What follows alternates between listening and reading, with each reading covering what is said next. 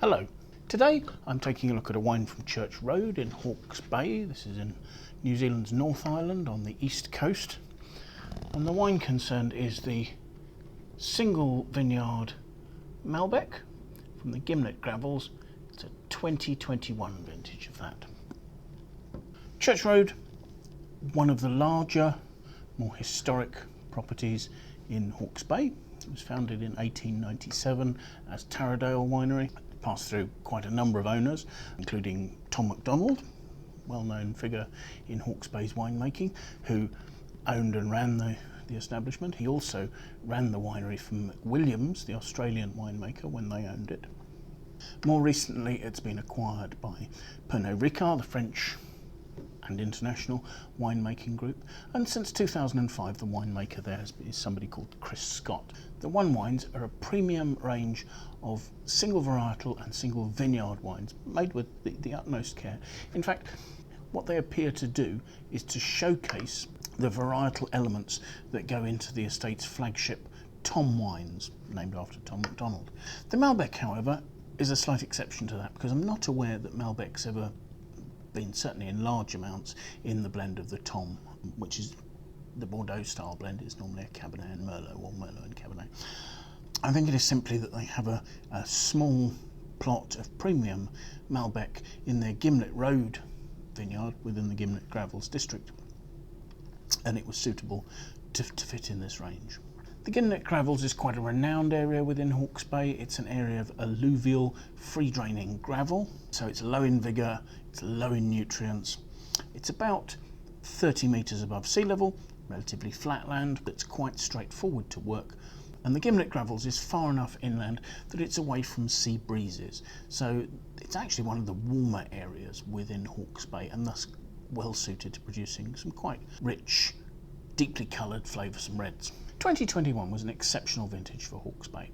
Maybe not quite as hot as 2020, but nonetheless warm and dry, and there were some issues with drought. This vineyard was irrigated, but they were using limited deficit irrigation, ensuring that there was enough water for the vine to continue to function, but only just, and not to provide vigour to it to produce a larger crop or anything like that. In terms of managing the fruit, I think the quality of the wines is really shown in the attention to detail in which the fruit of this vineyard was grown.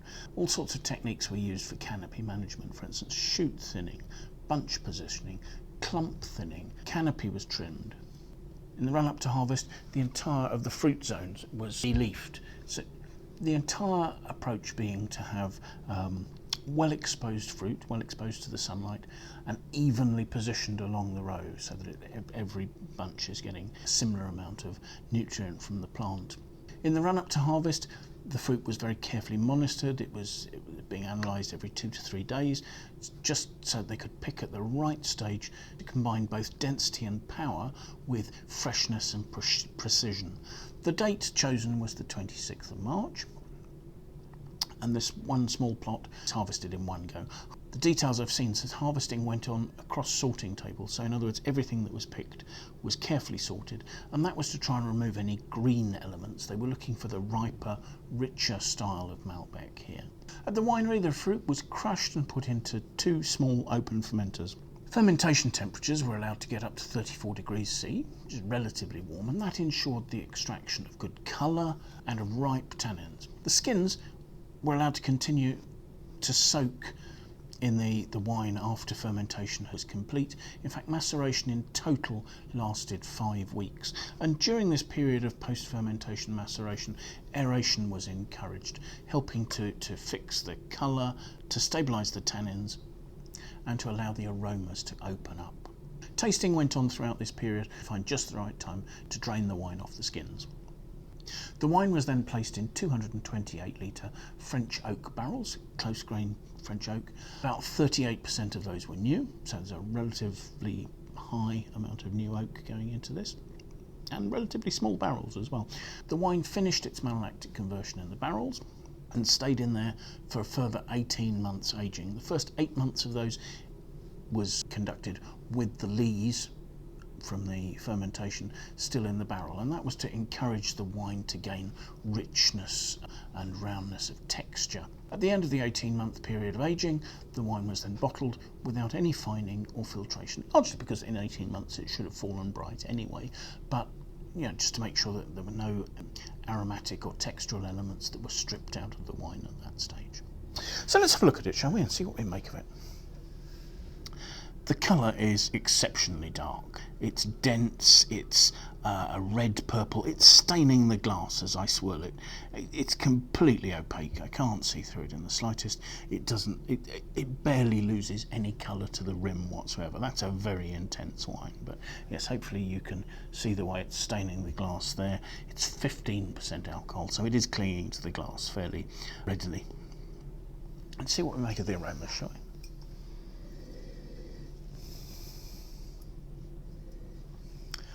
There's an undisguised ripeness there. It's a very ripe red plum through to a sort of a high-toned, sort of rich, ripe, stewed prune sort of note almost. There are slightly meaty touches. There are notes of cedary spice, maybe slightly hints of sort of sweet spices, things like clove, for instance, and then maybe a little bit of cinnamon as well. Certainly cedary hints. But there's quite an intensity, it's not particularly open, there's quite a brooding intensity in there of this sort of rich, dark, ripe fruit. So let's taste and see what we make of it.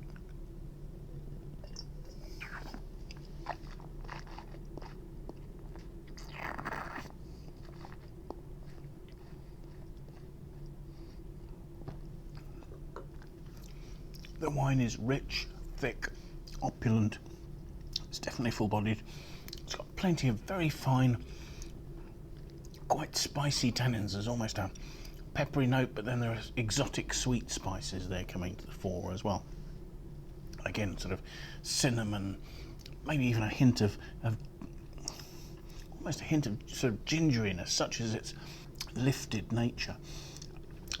There's a warmth from the alcohol on the mid-palate, and there's a sort of a glycerol roundness to the ripe, juicy fruit on the finish, which is sort of a jammy, dark plum through to cooked prune sort of note.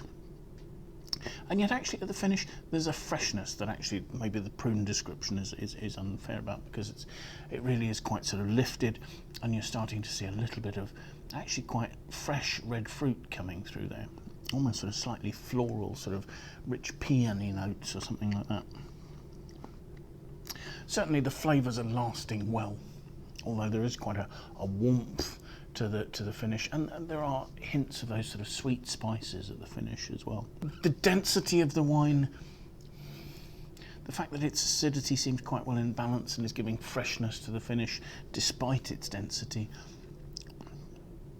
are all encouraging factors that this should be able to age really well. It's got good grip. There's a drying note, but it's not completely drying and astringent, such as the richness of the fruit that it's stopping it from being completely mouth-puckering. I think it's a wine that has the ability to age very happily for 5 to 8 years, certainly. I don't think it's quite got the opulence and ebullient ripeness that you might see with a really top quality Argentinian Malbec or something like that. There's a bit more structure, a little bit more density, and perhaps a little more restraint than I would expect to see from something from Mendoza or something like that. But certainly in terms of concentration, I think that's excellent. I mean, this is clearly a very well made wine. I think it's showing off the characteristics of the variety very well. The range aims to show off both the variety and the vineyard, and I think that perhaps that is doing this really well. Malbec is not an easy grape variety to ripen in the Hawke's Bay, and this has done this exceptionally well, I think. So thank you very much for watching. I hope you found this interesting. If you've enjoyed the video, do please like it, do please share it with your friends. We'd love to hear any comments you have. Please leave them in the box below.